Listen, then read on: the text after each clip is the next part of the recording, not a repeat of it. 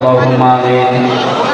ربنا ظلمنا أنفسنا وإن لم تغفر لنا وترحمنا لنكونن من الخاسرين. রব্বুল আলামিন, এই বিশাল আসমানের মালিক, বিস্তীর্ণ জমিনের মালিক, কোরআনে কারীম আমরা শুনতে এসে তোমার শাহী দরবারে হাত তুলেছি। এখানে যা কিছু বলা হবে, শোনা হবে, আমাদের প্র্যাকটিক্যাল লাইফে সেট করার তৌফিক দাও। জীবন চলার পথে যত অন্যায় করেছি, আল্লাহ গোপনে নয়, মানব সম্মুখে আমরা প্রকাশ্যে স্বীকৃতি দিচ্ছি আমরা অপরাধী। মেহেরবানি করে দিয়েছেন কিয়ামতে মুসিবতে এই মাহফিলটা আমাদের জান্নাতে যাওয়ার মাধ্যম বানিয়ে দিও আল্লাহ। সুবহান রাব্বিকা রাব্বিল ইজ্জাতি আম্মা ইয়াসিফুন ওয়া সালামুন আলাল মুরসালিন আলহামদুলিল্লাহি রাব্বিল আলামিন। বাংলাদেশের ঐতিহ্যবাহী এলাকা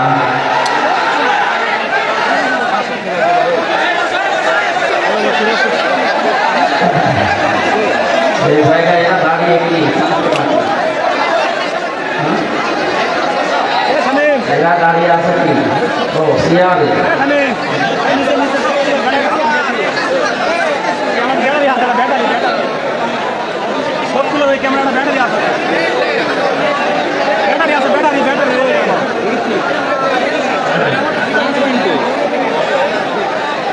ভাইয়া, আসলে পরিবেশ আমাদের এখন অনুকূলে না, তখন বৃষ্টি নেমে যায় কোনো গ্যারান্টি নেই। আজকে দুপুরবেলা দেখালে ছিল চাপায় না বাবা, বৃষ্টির কারণে নষ্ট হয়ে গেছে। আপনার একটু সময় দেন, ঘন্টা খালি। নবীদের জন্মের মাসে পবিত্র এই সময় আমরা বসেছি, আমাদের ইবাদত চলছে, এখন ইবাদতটা নষ্ট করবেন না ভাই। সব সময় সুযোগ আসে না, একটা বছর পরে আজ যে যেখানে দাঁড়িয়ে আছেন, বসে আছেন, থাকে কথা বলবেন না। এইটা আমার অনুরোধ, কথা বলবেন না। তাই কারে কি বলছি, এটা রেকর্ড হচ্ছে না? কালকে ভিডিও ছড়াবে, সারা দেশে যাবে না, মানুষ বলবে যে জয়পুরহাটের মানুষগুলো বিয়া করে কথা বলতে না ভাই। কোরআন শুনতে আসলে কথা বলা এবং চুপ থাকা, এই দুইটা বিষয়ে আল্লাহর নির্দেশ আছে।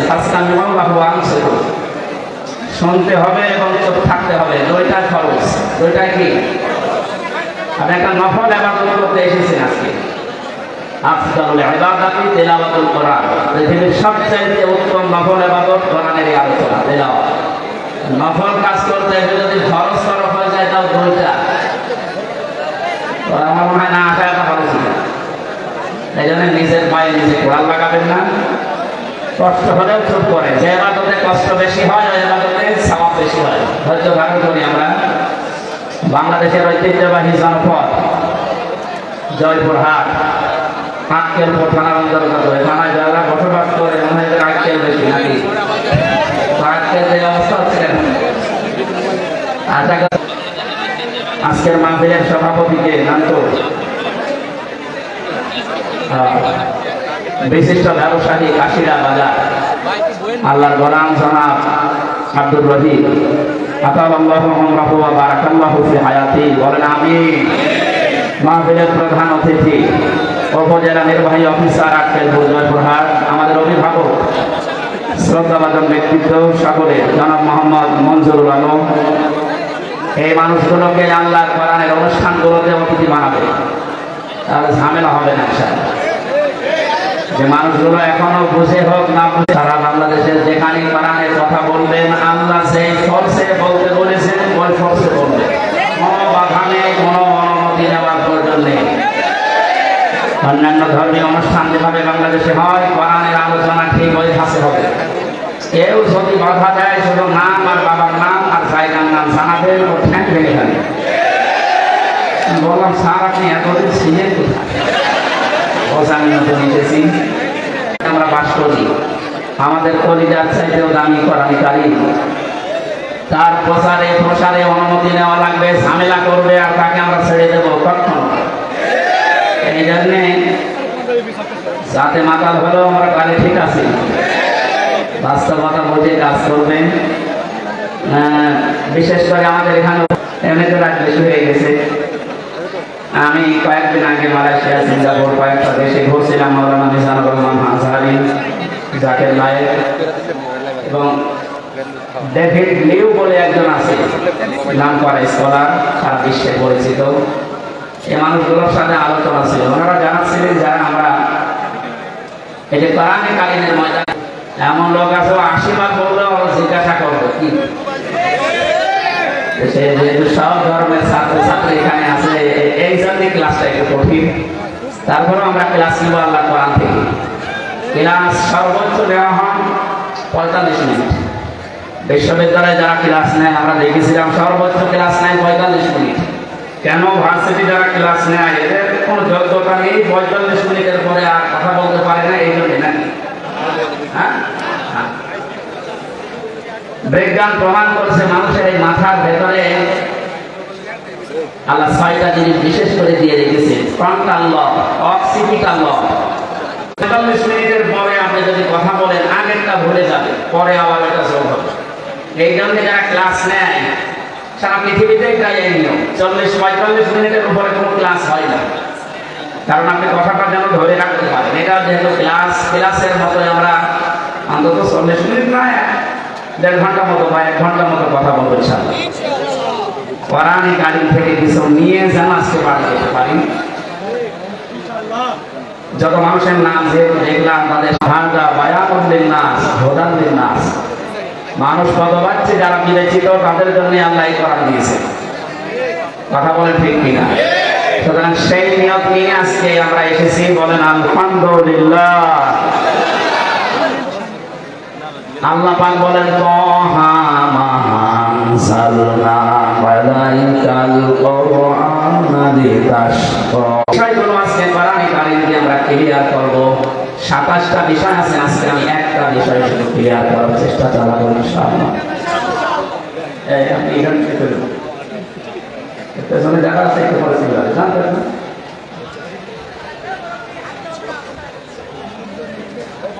আয়াতের শুরুতে আল্লাহ হা শব্দটা দিয়েছেন। কোরআনে কারিমে আল্লাহ পাক নবীজিকে বিশেষ করে 7টা নামে ডাক দিয়েছেন, তার ভিতরে এইটা একটা।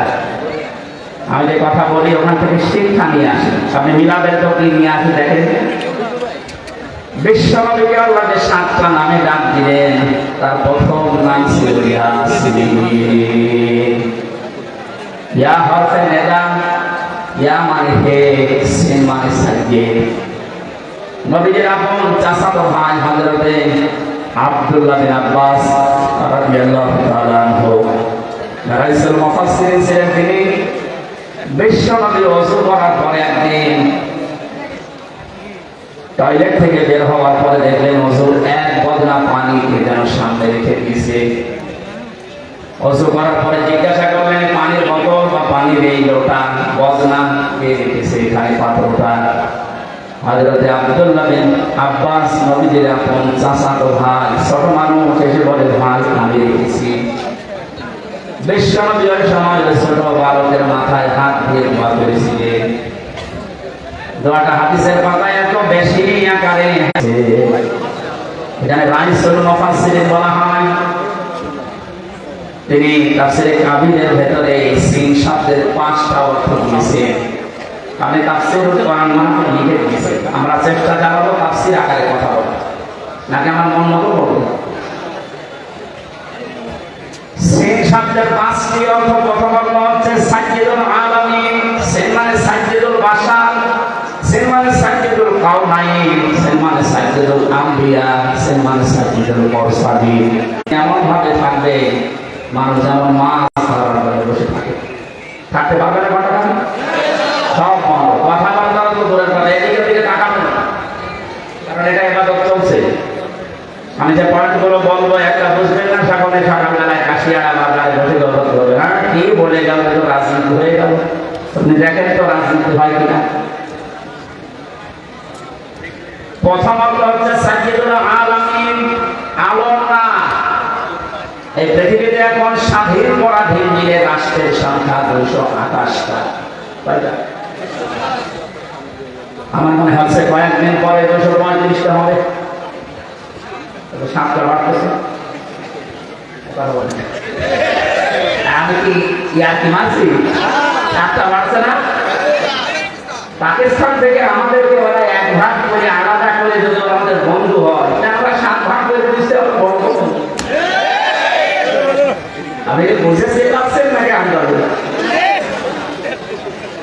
বিশ্বনন্দিত মুফাসসির আল্লামা সাইদি রাহমাতুল্লাহ আলাইহি উনি বলেছিলেন না,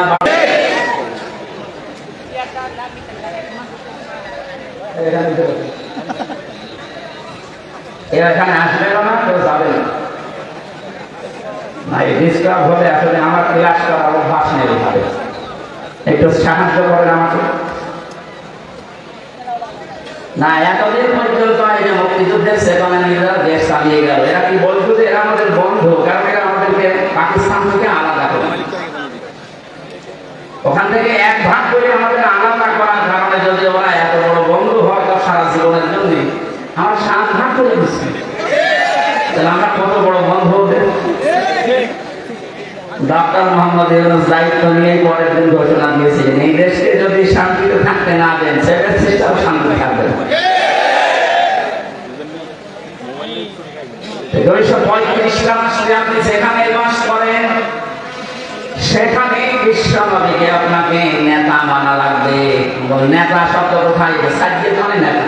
কিছুক্ষণ আগে আপনি আরবিতে বললেন আল্লাহুম্মা সাল্লি আলা সাইয়্যিদিনা, হে আল্লাহ তুমি রহমত নাযিল করো আমাদের নেতার উপরে।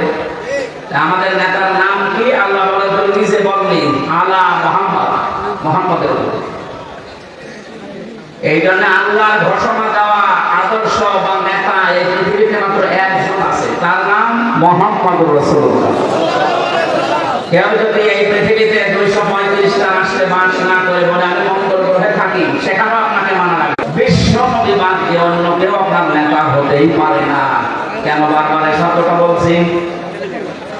এটা যদি শুধু দুনিয়ার সাথে সম্পৃক্ত হতো, এটা কোরআন আমার সামনে আল্লাহর কসমের শব্দ আমি এতবার উচ্চারণ করতাম না। এই সম্পর্ক কিন্তু আখিরাতের সাথে।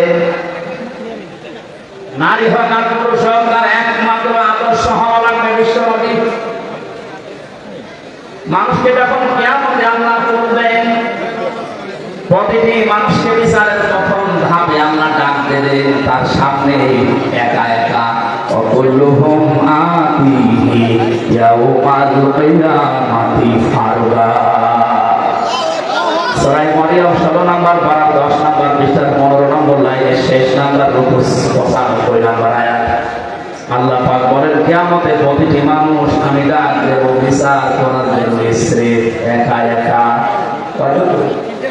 কেউ থাকে যার পর হাটবাসী এবার বিবেককে প্রশ্ন করেন, তো আপনি যে জীবন তৈরি করেছেন, এখনই যদি হঠাৎ করে মারা যান, আল্লাহ যদি বিচারের প্রথম স্টেজে আপনাকে একা একা তার সামনে দাঁড় করা, আমাকে জিজ্ঞাসা করা লাগবে না, আপনি নিজেকেই বলেন তো যে জীবন তৈরি করেছে আল্লাহর সামনে দাঁড়াতে পারবে? আমার এখন 33 বছর বয়স, 92 সালে আমি জন্ম নিয়েছি। মাঝে মাঝে একা থাকলে মনে হয় কিয়ামতের প্রথম ধাপে যদি বলে আল্লাহ হামজা করে আমি মাফ করে দিলাম 2024 সালের আগস্ট মাসের 31 তারিখ পর্যন্ত, যা হিসাব নেই। শুধু সেপ্টেম্বরের 1 থেকে 16 এই 16 দিনের হিসাব দিয়ে তুমি জানাতে চলে যা।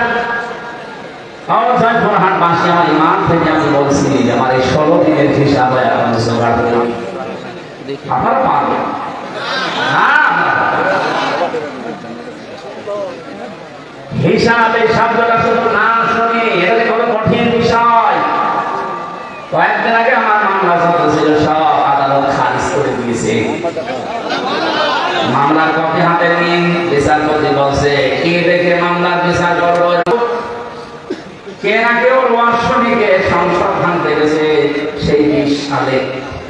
আমার সন্দেহ করে ধরে 3 বছর আটকে দিয়েছে। আমি বলতে গেলাম যে বিচারপতি মামলা তো আপনার হাতে 3 বছর ছিল, এতদিন তো আপনি কিছুই বলেননি, হঠাৎ আজকে বলছেন কোনো মাল নেই। এই কথাই বলতো আমার কিছু করার নেই, আমার হাত বাদ আছে।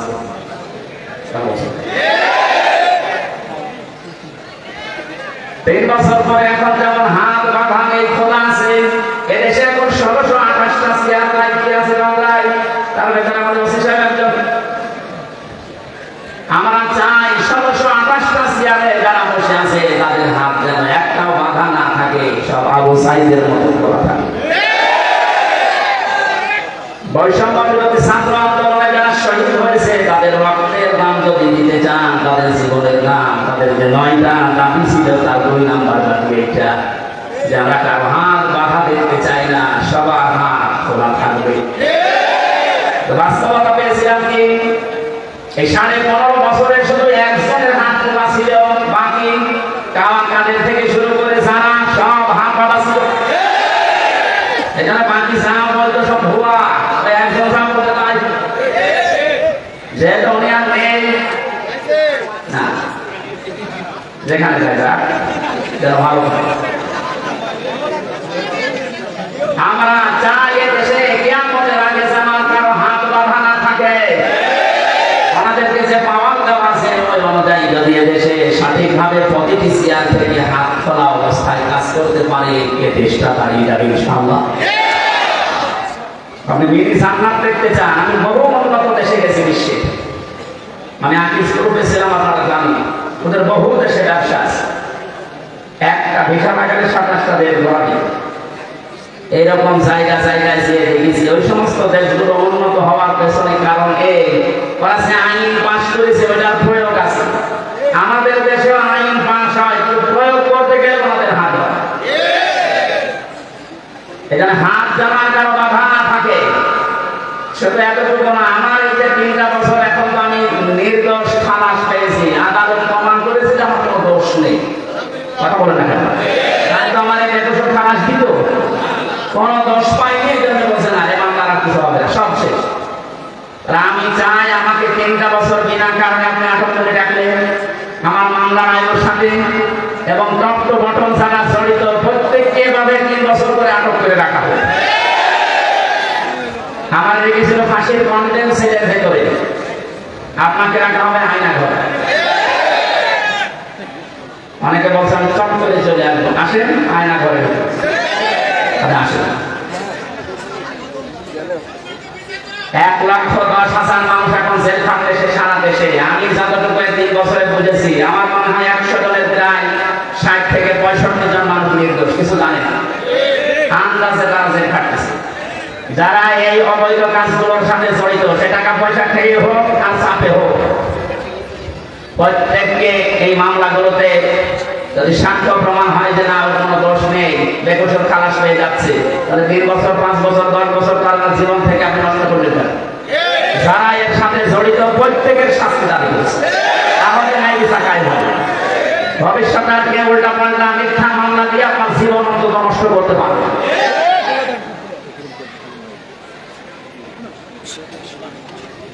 হিসাব বড় কঠিন জিনিস। আমি যখন আসছিলাম আদালত থেকে, হঠাৎ দেখতে নিয়ে আসতেছে হাজি সেলিম, নাম শুনে বলো তো সান্দারই হবে। দর্জে চরিত্র শয়তান বানিয়েছেন আমি না, হাওয়া করে কাঁদতেছে। আমার তো মনে হচ্ছিল ওই সময় সামনে আমি আমার যতটুকু বাস্তবতা দেখে মনে হচ্ছে আদালতকে জানাবো, কথা বলতে পারে নৌকা বলতে গেলে নৌকা বলে কথা বের হয় না। যদি কথা বলতে পারতো ভালোভাবে, বলতো আদালত আমার যত কিছু আছে সব আমি দিয়ে দিলাম, আমাদের ছেড়ে দিন। কিয়ামতের ময়দানটা ঠিক এইভাবে আপনারা সাজাবেন। আল্লাহ পাক বলেন ওয়াসাহিবাতিহি ওয়া আখিহি ওয়া ফাসিলাতিহি আল্লাতী তুবি। মানুষ তার নিজের ভাইকে, তার নিজের স্ত্রী সন্তানকে, তার জ্ঞাতি গোষ্ঠীকে, তার বংশের লোক, তার দলীয় লোক, তার আত্মীয় স্বজন, যত যারা সাহায্য করতো, তাকে আশ্রয় দিত দুনিয়ায়, সবাইকে আল্লাহ সামনে নিয়ে বলবে আল্লাহ এগুলো সব দিয়ে দিলাম মুক্তিপণ হিসাবে, আমার কিছু বলবা না। এই কথাটাকে মিথ্যা মনে হচ্ছে? ওরা মারে জেলায়া আল্লাহ নিজে নাসিল করে জানিয়েছে মানুষ এটা বলবে। আমিও হতে পারি, আপনিও হতে পারেন, কি আমাকে বড় লাগবে আল্লাহ আমার এই মেয়েকে আমি দিয়ে দিলাম। এই আয়াতটা যখন আমি জেলখানায় থাকতে পড়েছিলাম, তখন ছোট মেয়েটার বয়স 1 বছর মাত্র। সবচেয়ে বেশি মনে পড়তো কথা, মাঝে মাঝে চিন্তা হতো আল্লাহ এর প্রতি আমাদের ভালোবাসা, দুর্বলতা, মহব্বত তুমি তৈরি করে দিয়েছো, কিয়ামতে লাগে।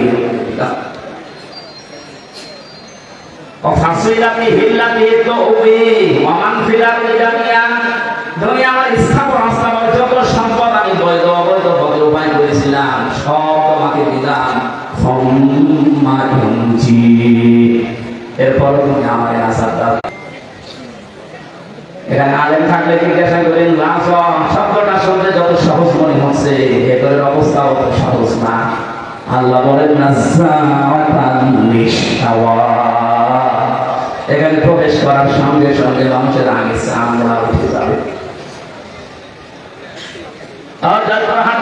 কি একটা ঘর আল্লাহ বানিয়েছেন যেখানে প্রবেশ করলে আগে মানুষের চামড়া উঠে যাবে। রিমান্ডে আমি দেখেছিলাম মাটির নিচে যখন আমাকে নিয়েছিল বহু ভয়ঙ্কর জায়গা আমি দেখেছি। মানুষের নখ তুলে নেয়, মাঝে মাঝে যে ডিম দেওয়ার নাম শুনি এ বাস্তব আমি দেখেছি। যতদিন রিমান্ডে ছিলাম আমি বহু মামলার আসামি, কিন্তু কোনোদিন আমার চামড়া পড়িয়ে গেছে না। বহু কষ্টকর সময় পার করেছিলাম খেয়ে না খেয়ে। আমাদের আলেমদের মধ্যে একটু বেশি আমার আর কিছু না হোক নামের আগে আলেম দেখে ভেতরে একটা মায়া আসে। আর আমার অফিসার করেছে সুব্রত বালা নাম শুনতে বলা হচ্ছে আল্লাহর দুশমন আমার দুশমন। ওর মনে তার আমার মধ্যে কোনো মায়া দেয় নেই। তারপরে ওরে উপর থেকে যা বলেছে তাই করবে। বহু ভয়ঙ্কর কষ্টের ভেতরে দিন পার করেছিলাম, কিন্তু আমার চামড়া উঠে যায়নি। কিন্তু একটা পড়ার পরে আল্লাহ জানিয়েছেন এমন একটা ঘর আমি বানিয়েছি লাসা, এখানে ঢুকলে আগে চামড়া খসে যাবে। কি ভয়ঙ্কর হতে পারে আপনি বলেন? কাদেরকে জাহান্নামে লাসা ডাকবে?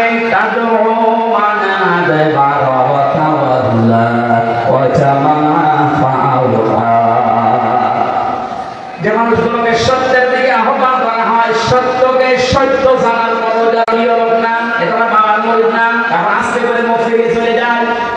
এই সত্যকে আপনার মন বলছে এটা সত্য পথ, এটা সঠিক পথ, শোনার পরে জানার পরে যদি আপনি মুখ ফিরিয়ে চলে যান, আপনাকে আল্লাহ প্রবেশ করাবেন লাসায়। কোথায়? কি ভয়ঙ্কর তথ্য আমরা দেখলেন না? আমরা খুঁজে যাবে আগে। দুই নম্বরে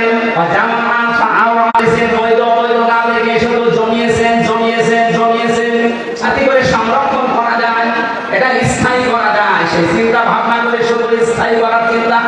দেশে জায়গা নেই, বেগম পাড়া বানিয়েছে, সুইস ব্যাংকে রেখেছে টাকা। অনেকের কত টাকা সে বুঝেও জানে না। এখন কিছু কিছু মানুষ ধরা পড়ছে, দেখছেন না? বানিশের ভেতরে টাকা, ফ্রিজে টাকা। একটা মানুষের চলতে কত টাকা লাগে বলেন তো? এই যে দরবেশ কি হবে তারা টাকা দিয়ে বলেন? এখন তো সে পচা ডিম খাচ্ছে। এত টাকার মালিক বাংলাদেশে, ধনের তালিকায় সে লোকটা এক নম্বরে, অথচ আদালতে তুলতে গেলে মানুষটাকে ডিম মারছে। কত বড় রাগ হলে আদালতে তোলার সময় মানুষের লাথি মারে বলে। নাম নিতে এখন আর মাথা নেই। গারো থানায় বহু অফিসারকে আমি পেয়েছিলাম মুসলিম, ওরা নিজেরা আসলে করে যায় নামাজ নিয়ে এসে আমার বলতো আমি নামাজ পড়ি নেই। নিজেদের হালাল টাকা, অবৈধ টাকা না, জানে যে অবৈধ টাকা দিয়ে খেতে যাবে না। নিজেদের বেতনের টাকাগুলো দিয়ে গরিব মানুষ ক টাকা যেতে পায়, ওখান থেকে একটা ছোট্ট রুটি, ছোট্ট পাউরুটি বলতো সারাদিন কিছু খান। কঠিন বিপদের সমাজে মানুষগুলো সাহায্য করেছিল। বিশেষ করে যে চরিত্র দুইটার কথা বললাম আছে বাংলাদেশে, আপনি মিলান যাদেরকে সত্যের পথে ডাকা হলে আবার প্ল্যান করে চলে যায়, আর যারা শুধু সম্পদ জমা করে আর হিসাব নিকাশ করে যে কত হচ্ছে, এই চরিত্রের মানুষ দেশে আছে না নেই? এখানে বলেন এই মানুষগুলো যারা দাঁড়াবো আল্লাহর সামনে। আমি তো বললাম আমার 16 দিনের হিসাব এখন ঠিক হয়নি, আর আপনার 16 বছরের হিসাব কি করে ঠিক করে দিয়েছে? এইটার হিসাব আসলে মানুষের জীবন পাল্টানো সহজ। ওই যে মক্কার লোকগুলো যারা মানুষ খুন করতো, জেনা করতো, মানুষের সম্পদ চিন্তায় করতো, ওদেরকে যখন নবীজি এই ভয়টা তৈরি করেছিলেন যে জবাব কিন্তু দেওয়া লাগবে, এই মানুষদের সংশোধন করা সম্ভব না। এইটা আমরা চাচ্ছি। মানুষগুলো যারা চিন্তায় করে নাচে না করে মদ খায়, এই মানুষগুলোর ভেতরে জবাব দেওয়া লাগবে। এই টেন্ডেন্সি যদি আমরা এই সমস্ত অনুষ্ঠানগুলো করে করে ঢুকিয়ে দিতে পারি, যারা চিন্তায় করছে তারাই সম্পদের পাহারাদার হবে ইনশাআল্লাহ। নবীর যুগে যারা হয়েছিলেন তারা তো মানুষ না ফেরেশতা? তারা যদি হতে পারে কোরআনের দ্বারা, আমরা পারবো না ইনশাআল্লাহ। কিয়ামতে আপনি দাঁড়াবেন সর্বপ্রথম আল্লাহর সামনে, কয়জন করেন বলেন বলেন? এখানে আমি 8টা শিক্ষা নিয়ে আসতে চেয়েছি।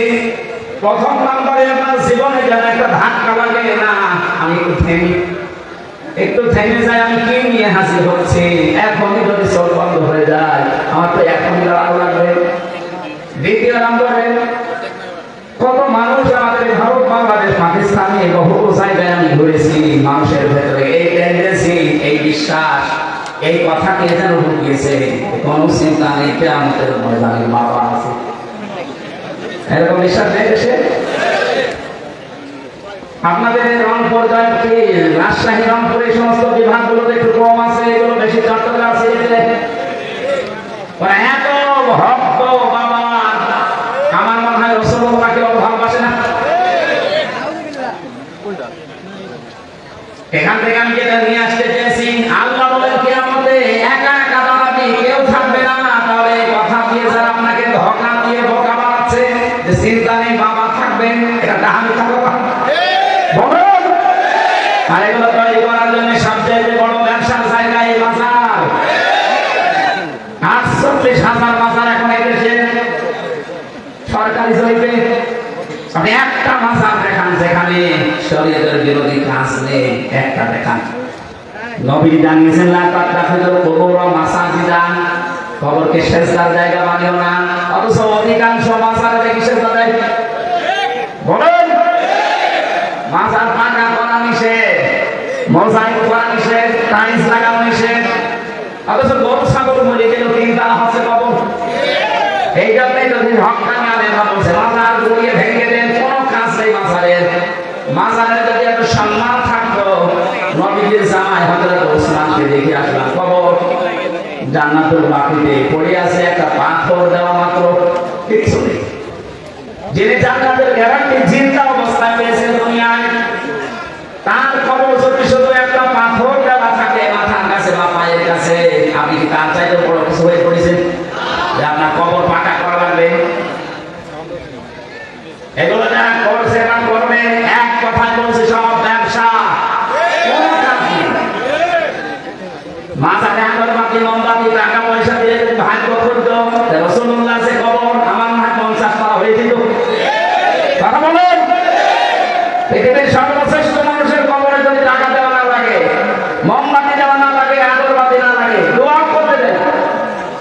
আমি রাসূলের রওজার পাশে দাঁড়িয়ে তবে হাত তুলেছিলাম যে পুলিশ পাহারা দেয় এখানে, আমার হাতের উপরে ওদের লাঠি হাতে থাকে, তো বাড়ি দিয়ে বসে যাচ্ছে না, কিছু চাই না, রাসূলের জন্য দোয়া করছি। আমি আরবিতে ওনারে বললাম, ওনার ভাষা দিয়ে আমার বলছে কি বলেন, আমি যদি দোয়া করার দরকার হয় কাবা শরীফের কাছে, কাবার দিকে তাকান, কাবার মালিকের কাছে কিছু বলেন, রাসূলের কাছে আপনি কি চান, ওনার কাছে কিছু চাচ্ছি। শ্রেষ্ঠ কবর পৃথিবীতে, কার কবরের পাশে দাঁড়িয়ে যদি কিছু চাওয়া যায় না হয়, তো পৃথিবীতে কোন মহান কি আছে যেটা কবরের পাশে যে চাওয়া যায়? সুতরাং এই ভ্রান্ত ধারণা থেকে এটাদের রেকর্ড হচ্ছে, এটা বলছে কালকে সারা বাংলাদেশ সহ বিশ্বে বাংলা ভাষাভাষী মানুষের কাছে ছড়িয়ে যাবে। সবাইকে আহ্বান জানাচ্ছি, আপনি কিয়ামতে কোনো বাবা নিয়ে উঠবেন না, কোনো পীর সাহেব নিয়ে না, আপনি একা একা উঠবেন। অর্জন করে একা কেউ থাকবে না। আপনারা মিলান যে আপনি কি জবাব দেবেন। এই ধারণা যারা ঢুকিয়েছে তাদের দরবার টিকানোর ব্যবসা। আমি তো কোরআনের আয়াত বলে দিয়েছি, সূরা মারিয়াম 95 নম্বর আয়াত। এর উপরে আপনার দলিল পৃথিবীতে আছে।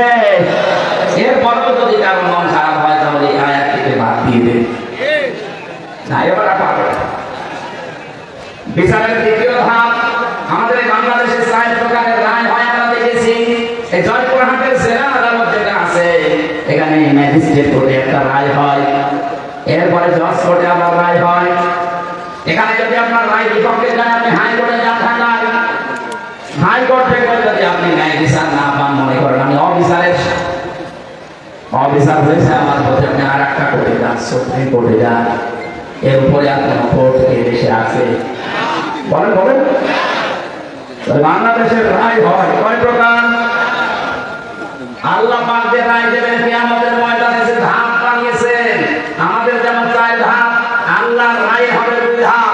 প্রথমে আল্লাহ আপনাকে ডাকতেছিলেন একা একা, দ্বিতীয় নম্বরে আপনাকে একা ডাকবে না। এইটা বোঝানোর জন্য আমি পর্যন্ত এসেছি। শুনতেছেন? কিয়ামতে এবার আল্লাহ মানুষকে, প্রতিটি মানুষকে ডাক দেবে, ইয়াউমা নাদউ কুল্লা নাসিন বিইমামিহিম। সূরা বানী ইসরাঈল 15 নম্বর পারা 8 নম্বর পৃষ্ঠা 3 নম্বর লাইনের 72 নম্বর আয়াতের প্রথম অংশে আছে। এটা তাফসীরে জিলালের কোরআনে আছে। আমি বিশ্ববিদ্যালয়ে থাকাকালীন শত তাফসীর নিয়েছি এই ইমামিহিম এই শব্দের সাথে 42টা উপরে আমি লিখেছিলাম ইংরেজি সহ। প্রতিটি মুফাসসির আয়াতের ব্যাপারে এক কথাই দিয়েছে। আল্লাহ পাক বলেন কিয়ামতের ময়দানে প্রতিটি মানুষকে বিচারের দ্বিতীয় ধাপে আমি ডাক দেব তার নেতার সাথে। কার সাথে? বলেন বলেন। এবার আমার প্রশ্ন আমার বিবেকের কাছে, এদিকে আসেন। প্রথম ধাপ তো শেষ, আপনি কি করবেন আপনি জানেন, আল্লাহ জানেন। আমি তো বললাম আমারটা মিলানো সম্ভব হচ্ছে না। 16 দিনে আপনি 16 বছর 32 বছর 45 বছর 60 বছর মিলাবেন কি করে বলেন? আপনার তো এখনই কান্নাকাটি শুরু করা দরকার। ওই কি দেখছেন আপনার মরে গেছে, এবার দ্বিতীয় ধাপে আসেন তো। আপনাকে এবার আল্লাহ একা ডাকবে না, অবশ্যই কোরআনের আয়াত সত্য 100 ভাগ না 100 ভাগ। বলেন বলেন।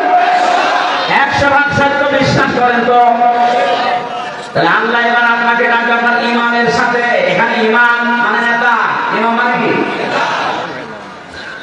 আপনি বলেন সে নেতার পেছনে আপনি স্লোগান দিচ্ছেন, যাকে আদর্শ বলে ঘোষণা দিচ্ছেন যে আমার নেতা তোমার নেতা, এই নাম বলে যাকে আপনি রায় দিচ্ছেন, সাপোর্ট দিচ্ছেন, যার পক্ষে সুপারিশ করেন, সাফাই গান, কিয়ামতে ওই লোকটা আপনার সামনে থাকবে, আপনি পেছনে। কি মনে হয় আপনার যে নেতার পেছনে আপনি ঘোরেন, যার আদর্শ মতো চলেন, ওর যে চরিত্র, ওর যে সুরাত সিরাত, ওরে আল্লাহ দেখলে মাফ করবে বলে মনে হয়? এখন বসে তো দাঁড়া খাবে। আমি তামাশা করার জন্য বলি না, এমন ইমান থেকে বলছি। কোরআনের এই চোখটা লাগিয়ে আমি দেখতে পাচ্ছি আমরা 100 দলের এই দেশে 98 জন ধরা খেয়ে বসে আছি। এই জন্য বলছিলাম এটা সে দুনিয়ার বিষয় হলে বলতাম না, এর সম্পর্ক আখিরাতের সাথে। ইয়াসিন আল্লাহর ঘোষণা দেওয়া নেতা এই একজন, তাকে না মেনে আপনি যাকে মানেন, তিনি যদি আপনার সামনে থাকতেন মুহাম্মদুর রাসূলুল্লাহ, আপনার চিন্তা থাকতো না? কথা বলে না। তিনি বাদ দিয়ে আপনি যাকে মানেন, আপনি তো তাকে মানেন না। যাকে মানেন বলেন তো সেই লোকটা আপনার সামনে এখন দাঁড়িয়ে, আপনি পেছনে, আল্লাহ আগে তাকাবে তার দিকে। তাহলে সোরা আছে না তার চরিত্র কি? সোরা হলো কিছু আপনি জানেন? আপনার চাইতে বেশি জানে ওর সম্পর্কে কে? আরো জোরে বলেন। নিজে নিজেই বলছেন যে না, ওর দিকে তাকালে আল্লাহর মাফ করা সম্ভব না, তা আপনার পর্যন্ত তো যাবেই না। আমার ভয় হচ্ছে এই কারণে যে আমরা না জানি ওই ময়দানে অধিকাংশ মানুষগুলো দাঁড়িয়ে থাকি কিনা। আল্লাহর ঘোষণা দেওয়া নেতা যেহেতু মুহাম্মদুর রাসূলুল্লাহ, আর উনি শুধু বাংলাদেশের জন্য না, ভারতের জন্য না, আমার দুনিয়ায় যত রাষ্ট্র আছে যেখানেই বাস করেন আপনাকে বিশ্ব নবী নেতা মারা লাগবে। এতদিন শুনেছেন যে ইয়াসিনের সূরা পড়লে 10 কদম করা পড়লে সওয়াব হয়। এটা এর ভেতরে 83টা শিক্ষা আছে। আমি একটা একটা করে 5টা বললাম। 83টা শিক্ষা আপনার প্র্যাকটিক্যাল লাইফে জীবনে আগে সেট করা লাগবে। এরপরে আমি থেকে পড়িয়েই গেলাম, নেকি হয়েই গেল, নেকি কি থাকবে কোথায়? নেকি তো থাকছে না ধরে রাখার জন্য। এমন একটা বিশ্বাস, এমন একটা কথার দ্বারা নেকি সব শেষ। কথা বলছে এই কোরআনে আল্লাহ 500 শরীয়তের বিধান দিয়েছেন। কয়টা? তারপরে একটা ইয়াসিন হে নেতা, এটা একটা। এরকম কত আছে বলেন বলেন? কেন 500টা বলেন তো? আমি আবার শিক্ষিত মানুষদেরকে বলছি, যত ফরজ ইবাদত আছে দুনিয়ায় প্রত্যেকটা ফরজ ইবাদতের কিছু মৌলিক বিষয় আলাদা করা আছে। এটা নামাজ ফরজ না, বলে না কেন? না, ওনার সওয়াব হবে কয়টা? কথা বোঝার পরে বলবেন ওনার সওয়াব কয়টা হবে? কিচ্ছু হবে না, জিরো, শূন্য। এখন যদি বলেন না, বাস্তবতার সাথে তো মিলছিলাম, যে 12টা করেছি অন্তত 5টা সওয়াব দেন হবে। এখন আপনি বাদ দিয়েছেন কি? বলেন বলেন। ওয়াজিব আছে 14টা, 13টা আদায় করেছেন, একটা আদায় করেননি, আপনার নামাজ হবে না? নামাজ হবে, কিন্তু জরিমানা দেওয়া হবে। সরসিদা বলে না? সরসিদা মানে কি? জরিমানা। সরসিদা মানে কি? তাহলে ফরজ যদি একটা মাত্রায় শেষ, ওয়াজিব বাদ গেলে হবে, কিন্তু সরসিদা দেওয়া লাগবে, জরিমানা না দিয়ে ওইটাও শেষ। বাকি আছে নামাজ ভেঙে যায়, নষ্ট হয়ে যায় 19টা কারণে। কয় কারণে? এর একটা কারণ যদি পাওয়া যায়, 18টা ঠিক আছে, নামাজ থাকবে না, ভেঙে যাবে। আরো জোরে বলেন। এটা যেমন সহজ ভাবে বুঝলেন, নামাজের ভেতরে অমৌলিক কিছু জিনিস আছে যেগুলো না হলেও নামাজ হয়ে যাবে। যেমন সুন্নাত আছে 12টা, মুস্তাহাব আছে 70টা। এরকম ভাগ ভাগ করে আমি 2 রাকাত নামাজ পড়তে গিয়ে 60,000 মাসালা পেয়েছি। কয়টা? আমার মনে হয় 60,000 মাসলা সবাই জানা।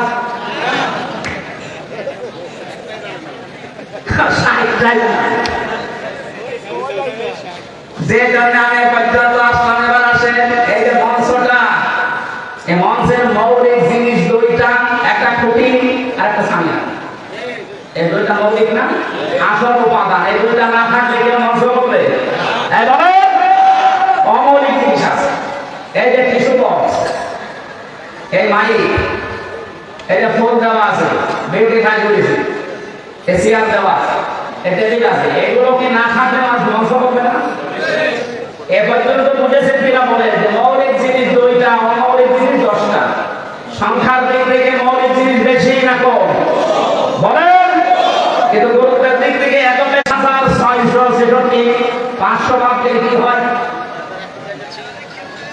হয়তো বাকি যেগুলো আছে সব ওই টিস্যু, ফোন, ভোগানি, এই টেবিল, এই মালিকের মতো, কিন্তু 500 যেটা আছে সেটাই সামিয়ানা খুঁটির মতো। এর একটাও বাদ গেলে আপনি এখানে বসে থাকতে পারবেন না। কাওয়া কাদের মতো পরিবার কেবল স্মার্ট বলেছে, আঘাত করে মাসে। তাহলে আমার মৌলিক জিনিস ছিল না, খুঁটি ছিল না হয়তো, কিন্তু দুর্বল ছিল। এখান থেকে আমি যেটা নিয়ে আসতে চাই, মৌলিক জিনিস না থাকলে অমৌলিক হাজারও থাকলে তার কোনো দাম থাকে না।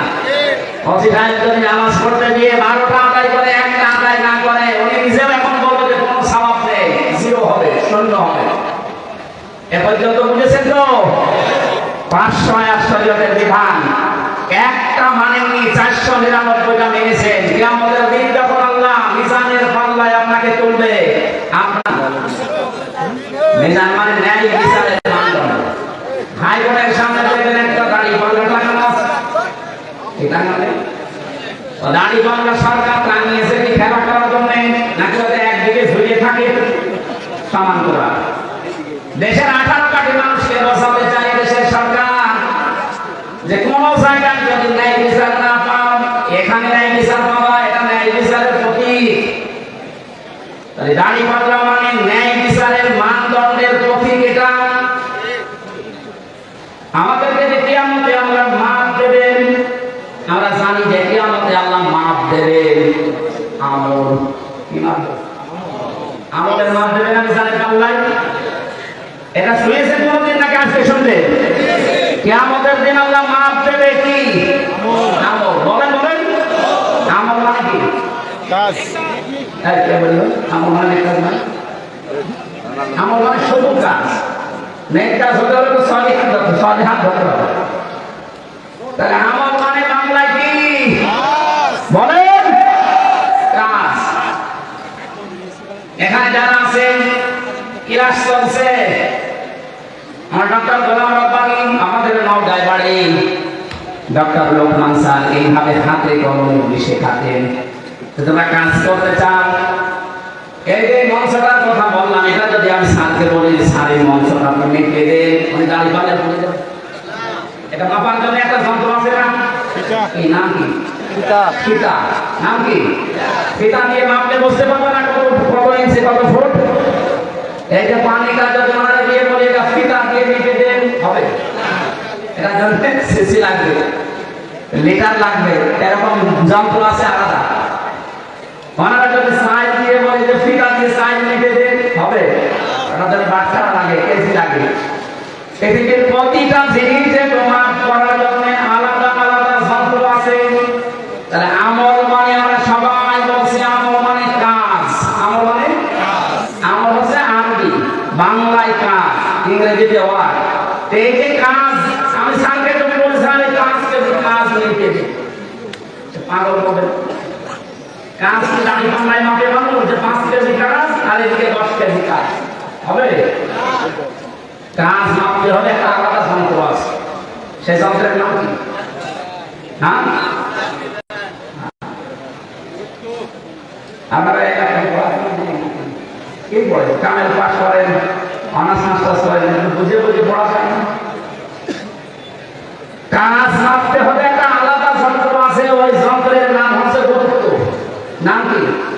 কাজ মাপে মানুষ গুরুত্বের ভিত্তিতে। স্যার যদি এক কনস্টেবলকে ডাক দিয়ে বলে জয়পুর হাসপাতালে যাও, 500 টাকা দিয়ে আসে, এখন উনি সকাল থেকে আশায় আছে যে টাকা দিয়ে আসবে, 2-3 ঘন্টা পরে খোঁজ নিয়ে দেখছে 1-1.5 কিলো যাওয়ার পরে মারবে।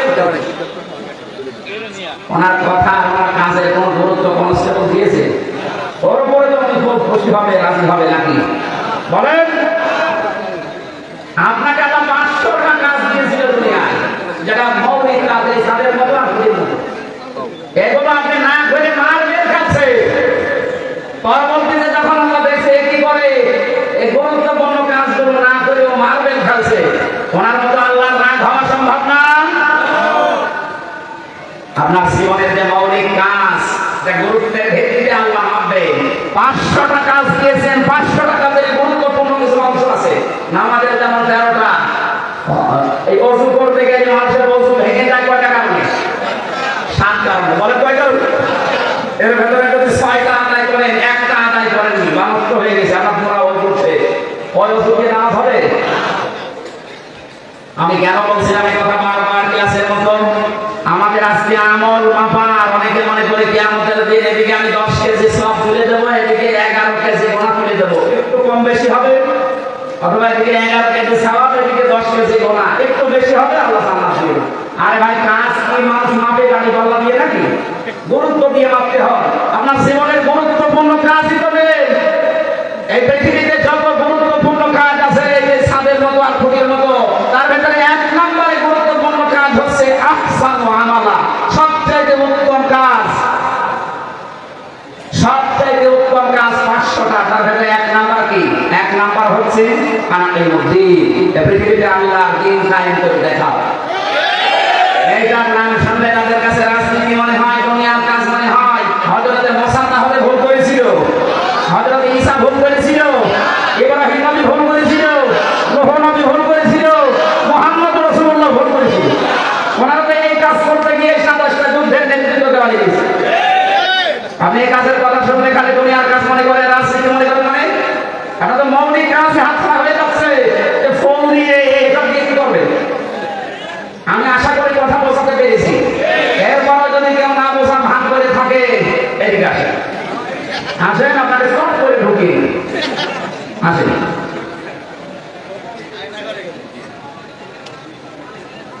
কিয়ামতে যেহেতু আপনার সামনে আপনার নেতা আগে থাকবে, এরপরে আপনি থাকবেন। এই জন্য এমন কোন মানুষের সামনে পেছনে থাকা যাবে না, তাহলে দেখলেই আল্লাহর রাগ হয়। এরকম নেতা দেশে নেই। রাত 12টার পরে যার মাটির মতো মাটিতে পড়ে না, রিকশা ছাড়া বাড়ি যেতে পারে না। এখন বলে না কেন? ফেসবুক কাছে ধাক্কা দিয়ে বলে, বড় ভাই সাইড দেওয়া, কতক্ষণ দাঁড়াবো? আপনি এই মানুষের পেছনে এখন থাকবেন। কালকে এই বাংলাদেশের ইসলামী আন্দোলনের একজন সর্বোচ্চ নেতা আপনাদের রাজশাহীতে বাড়ি, অধ্যাপক মুজিবুর রহমান, উনি ঘোষণা দিয়েছে এই দেশে যেন কোনো মদখোর, কোনো মাতাল আপনার এই সিটটা না পায়। এটা তো উনি মানিয়ে দিয়েছে। সূরা ইয়াসিনের ব্যাখ্যা এটা। এমন মানুষকে আপনি এটা দেবেন না যে সামনে ওই লোকটা থাকলে আল্লাহর আগে রাগ হয়ে যাবে, আপনার পবিত্রতা ছাড়ে না। এখানে আল্লাহ যেহেতু নবীকে 7টা নামে ডাক দিয়েছিলেন, তার ভেতরে প্রথম ইয়াসিন, এরপরে তাহা, এরপরে আব্দুল বা আব্দুল্লাহ, এরপরে মুজাম্মিল, মুদাসসির, আহমদ, মুহাম্মদ। আমরা প্রতিটি শব্দের ব্যাখ্যা আছে, এত কথা বলতে গেলে রাগ হয়ে যাবে। আমরা রবিউল আউয়াল মাস, যেহেতু এই মাসে নবীর জন্ম, এই মাসে মৃত্যু, বিশ্ব নবী এই মাসে এসেছিলেন, এই মাসে ইন্তেকাল করেছেন, তাকে নিয়ে বিশেষ করে যে মাতামাতি হয় এই রবিউল আউয়াল আসলে, এটা কোরআন হাদিসে বর্ণিত। আমাদের রাষ্ট্রীয়ভাবে একদিন ছুটি দেওয়া আছে মিলাদুন নবী, নবীর জন্ম বৃত্তান্ত আলোচনা করার জন্য না। নবীর জন্ম বৃত্তান্ত আলোচনা করার জন্য রাষ্ট্রীয় শোকের দরকার নেই, রাষ্ট্রীয় ছুটির দরকার নেই। নবীজি যেটা দিয়ে দেশ চালিয়েছিলেন, এইটা কিভাবে চালানো যায় সেই পদ্ধতি আলোচনা করতে, তাহলেই হবে রবিউল আউয়াল পালন করা। আপনি কি একজন সাহাবীর চাইতে বেশি ভালোবাসা মহব্বত রাসূলুল্লাহকে দিতে পারবেন? বলেন।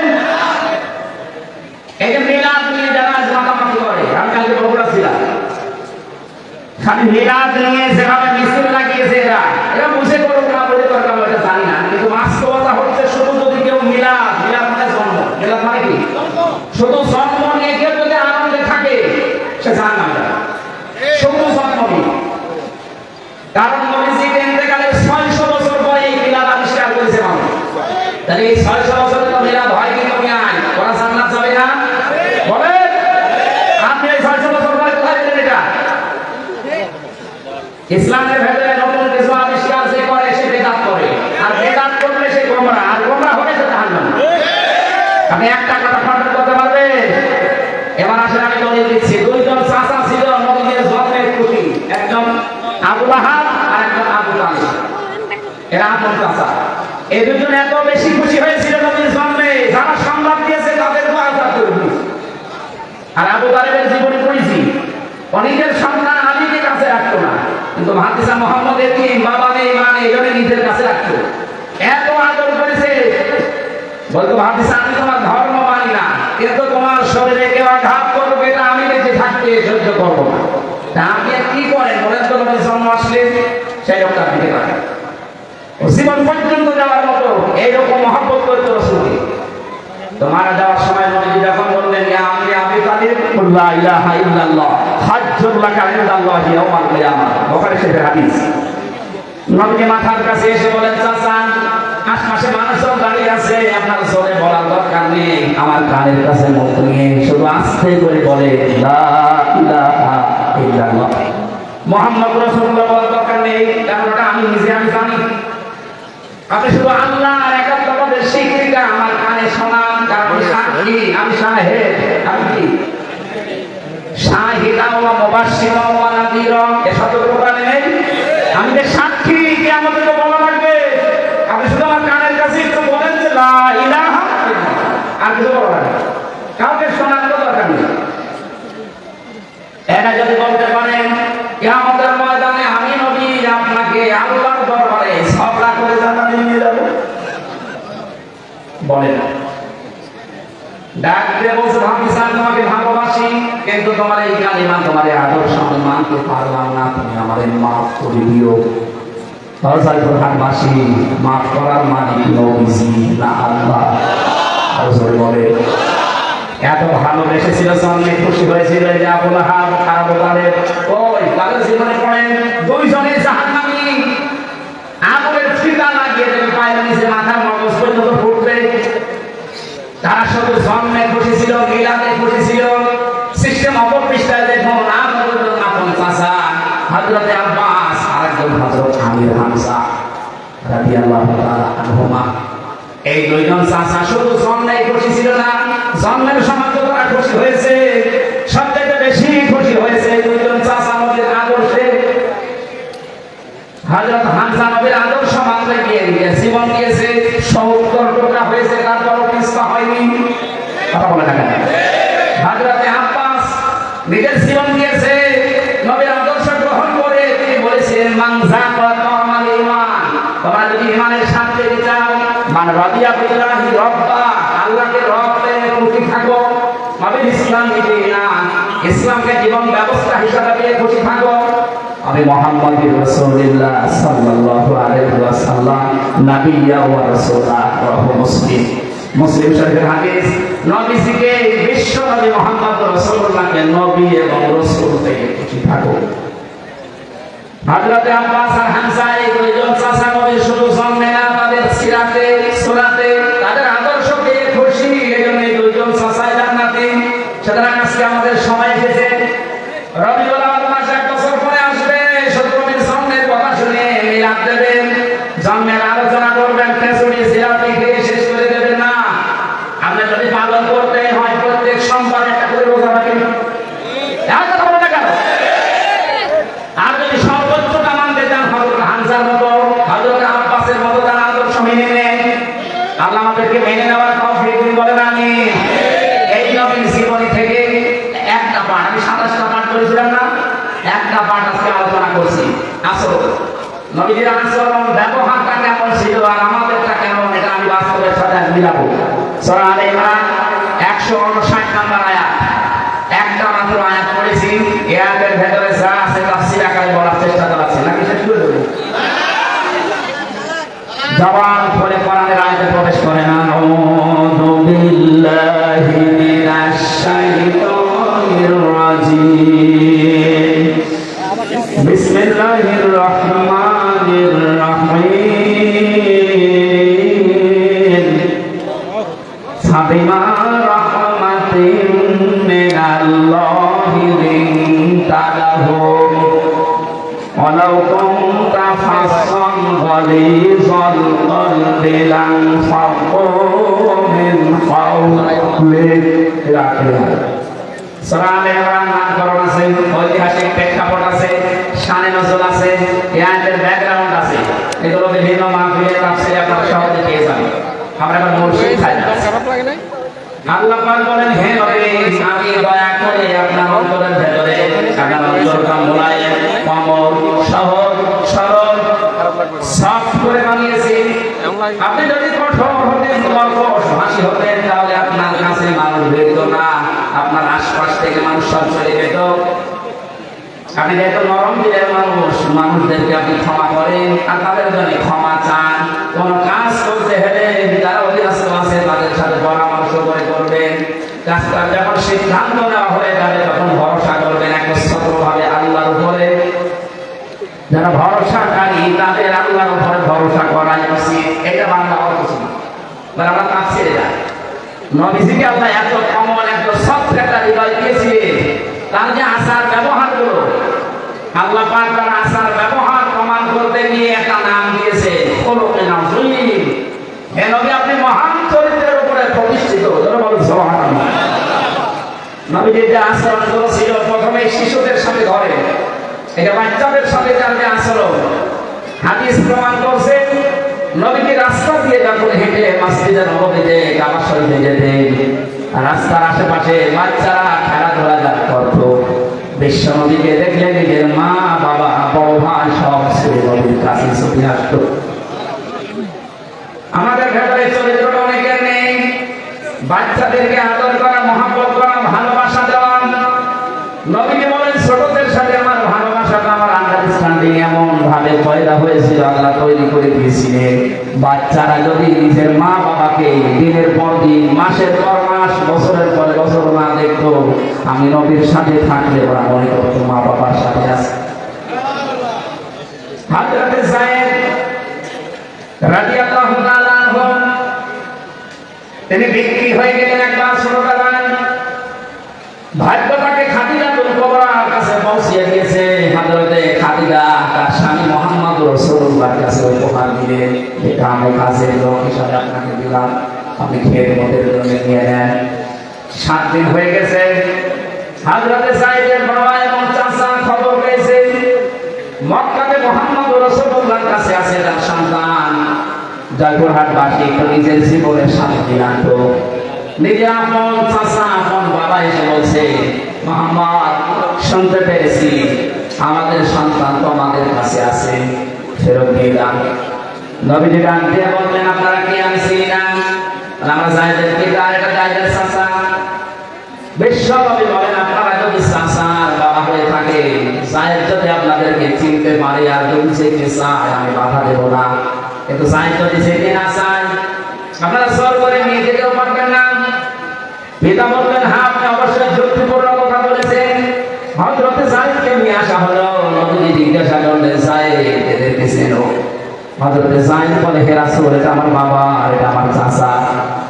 হযরত সাহেবের পিতা ডাক দিয়ে বলে সাহেব তাড়াতাড়ি বাড়িতে চলো, তোমার মা কান্নাকাটি করছে, অসুস্থ হয়ে গেছে, কাঁদতে কাঁদতে, সম্পদ যা আছে তুমি দেওয়ার একক সন্তান সব তোমার দিয়ে দেবো।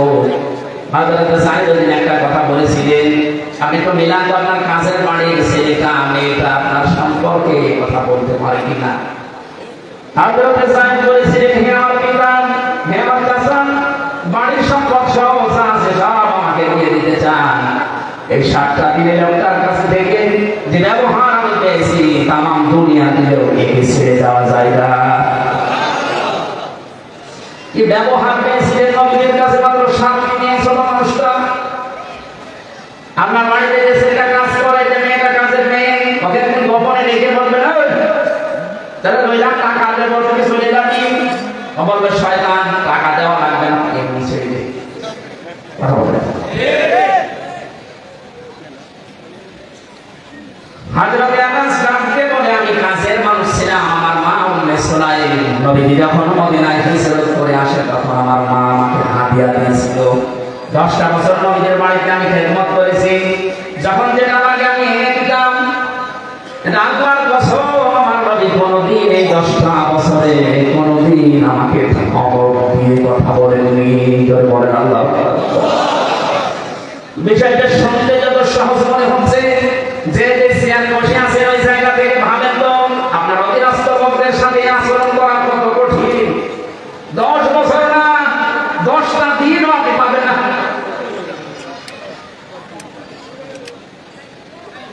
অনেক থানাতে আমি যে 13 সাল 14 সাল 15 সাল এই সালগুলো থানাতে বেশি থাকতাম, ওসি সাহেব এই যে কনস্টেবল যে লোকটা অস্ত্র নিয়ে গেটে দাঁড়িয়ে থাকে এর সাথে যে আচরণটা করে মাঝে মাঝে আমার মনে হতো আল্লাহ এই কনস্টেবল যদি ওই চেয়ারে বসে আর আল্লাহ তুমি ওরে যদি ওখানে কনস্টেবল হিসাবে দাঁড় করিয়ে রাখো, ও যে ব্যবহার করলো কিছুক্ষণ আগে ওইটা যদি ওর সাথে করতো আমার মনে হয় ঘৃণাই করতো। আপনার তার শুকরিয়া আদায় করার দরকার ছিল যে ও একজন মানুষ, ও ডিগ্রি পাস, আমরা ডিগ্রি পাস, আমাকে আল্লাহ চেয়ারে বসিয়েছেন, আমরা অস্ত্র নিয়ে দাঁড় করিয়েছে গেটে, ওর সম্মান আমার তো একটু বেশি হওয়া দরকার। এই আচরণগুলো অনেকে মনে করছে যে দুনিয়ার বিষয় না, এগুলো সব আখিরাতের বিষয়। আল্লাহর নবীর কাছ থেকে রবিউল আউয়াল মাসে যদি এই কাজগুলো আপনি নিতেই না পারে তার কি নেবেন মাস শুধু জিলাপি আর খেজুরি। নবীজি আচরণ করেছিলেন যুদ্ধবন্দীদের সাথে, অথচ বাংলাদেশে আয়না ঘর বানিয়ে কি অবস্থা করেছে মানুষের সাথে। আমার সাথে একটা আলেম ছিল জেলখানায়, মাওলানা মুফতি ফখরুল ইসলাম। এই লোকটা মাঝে মাঝে গভীর রজনীতে আমার পাশে থাকতো, চিল্লিয়ে উঠতো কি হয়েছে ভাই। আমি যখন আয়না ঘরে ছিলাম ওই জায়গায় আমার এই হাতের পায়ে ভেতরে হাত দিয়ে সামনে যে রডের দেওয়া ছিল এই রড ধরে আবার আটকে দিত হাত।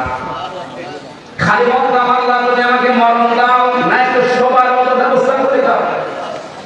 মানুষ শুয়ে থাকতে পারলে যে কত শান্তি, এটা আমি হাড়ে হাড়ে দেখবে 6 মাসে 6টা মাস আমাকে শুইতে দেয়নি। হাত এভাবে 24 ঘন্টা কথা শুধু পোশাক পায়খানার জন্য 1.5 মিনিট সময় দিত, আর খাবারের জন্য যা দিত খাওয়ার মতো না। 3-4টা দরকার এক জায়গায় গিয়ে মানুষকে মাটিয়ে খেয়ে ফেলে দিয়েছে। সেটা মানুষের শরীর খারাপ হয়ে যায়, তার বাস্তব প্রমাণ দেখেনি ব্যারিস্টার আমাদের তো সিয়ারাকি হয়ে গেছে। আমি 10 দিন ছিলাম মাটি নিচে মাত্র, তাই আমি নিজেকে চিনতে পারছিলাম না। আসে 8 বছর, অথচ বিশ্বনবী যুদ্ধবন্দী যারা সাহাবীদেরকে বলতেন নিজেরা না খেয়ে থাকবা, যুদ্ধবন্দীদেরকে ভালো খাবার খাওয়াবা। আর আপনি নিজেও তো বলেন ওই নবী আমার ওই নবী আমার নবী। আপনি হজ করে আসেন, সালাম দিয়ে আসেন, সেখানে গিয়ে আপনি জানতেন না যে 15.5 বছর পর মাটির নিচে আছে। আয়না ঘরের সাথে যারা সম্পৃক্ত তারা জানতো না, তারা সব নাম রেখেছে কামরুল হাসান কি বলতো না। সৌন্দর্যের প্রতীক কামরুল আহসান, এত সুন্দর নাম নিয়ে লোকটা ঘুমাবো কি করে রাতের বেলা? আয়না ঘরের দৃশ্যগুলো তো অবশ্যই আপনি মাঝে মাঝে যে দেখে আসতেন। দেখে আসার পরে আপনি কি ঘরে এসে স্ত্রীর কাছে ঘুমাতে পারবেন? আমার তো ঘুমাবে 2 দিন 5 দিন 10 দিন হতে হয়, 8 বছর 10 বছর একটা মানুষ কবরের মতো জায়গা, রাত দিন বোঝা যায় না, কখন আজান হয় কখন নামাজ হয় কিছু জানে না, আন্দাজে নামাজ পড়তাম। 4 রাকাত আপনি একবার পড়েছি, কি তখন জানি না যে আজান হচ্ছে না কি হচ্ছে। নবীজি গভীর রাজনীতিতে যুদ্ধবন্দী যারা ছিল বদরের ময়দানে, তাদের কাছে দেখলেন একজনের হাত একটু টাইট করে বাঁধা। নবীজি বললেন, সাহাবী তারা আসলে হাতটা একটু খুলে দাও।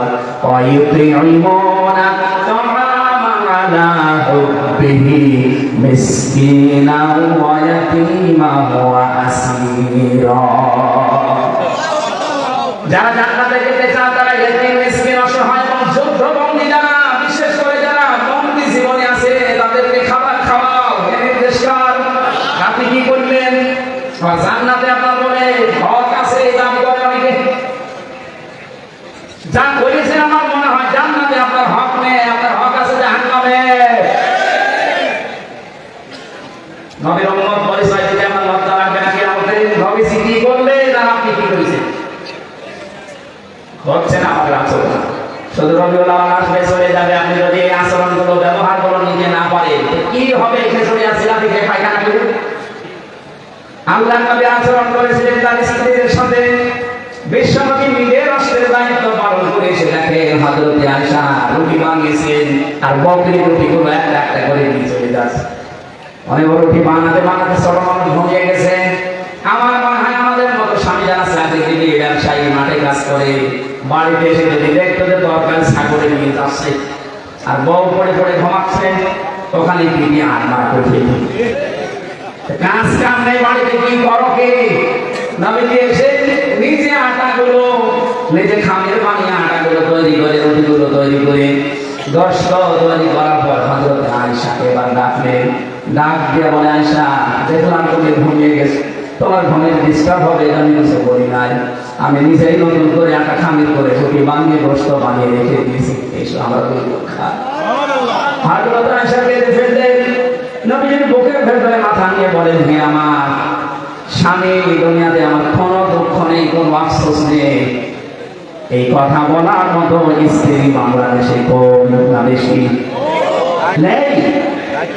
আমরা যে আচরণ করছি তাদের সাথে হচ্ছে না, আমারটা হচ্ছে না, কেন কেন হচ্ছে বলছে না। এখন দেখছে আমার আচরণটা আরো সংযত হওয়া লাগবে। আমরা যেন রবিউল আউয়াল মাসে আমি সহ এখানে যত স্বামী আছি প্রত্যেককে যেন রাসূলুল্লাহর মতো এই চরিত্র নিতে পারি, বলেন আমিন। সম্মানিত মা বোনেরা, আসার সময় দেখলাম গভীর মনোযোগ দিয়ে রাসূলের কথাগুলো শুনছেন, কান খাড়া করে শোনেন।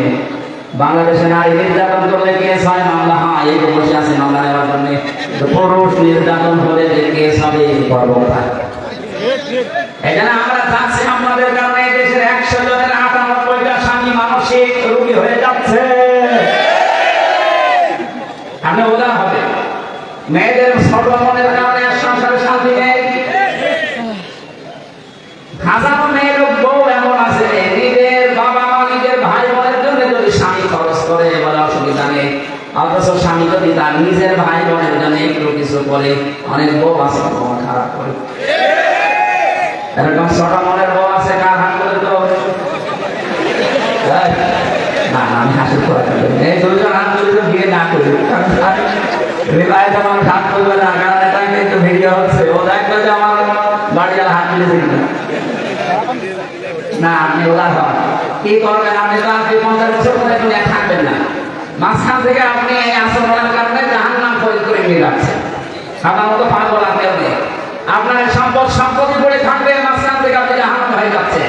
অথচ নবীজি বলেন, কোন স্ত্রী যদি চায় যে আমার স্বামী বেশি দিন বেশি থাক, আমার স্বামীর সম্মান মর্যাদা টাকা পয়সা আরো বেড়ে যায়, সেটা মাঝে মাঝে স্বামীকে তাগিদ দেয়, তুমি যাই করো রক্তের সম্পর্কগুলো ঠিক রাখো। এরকম বলার মতো বউ আছে? আরো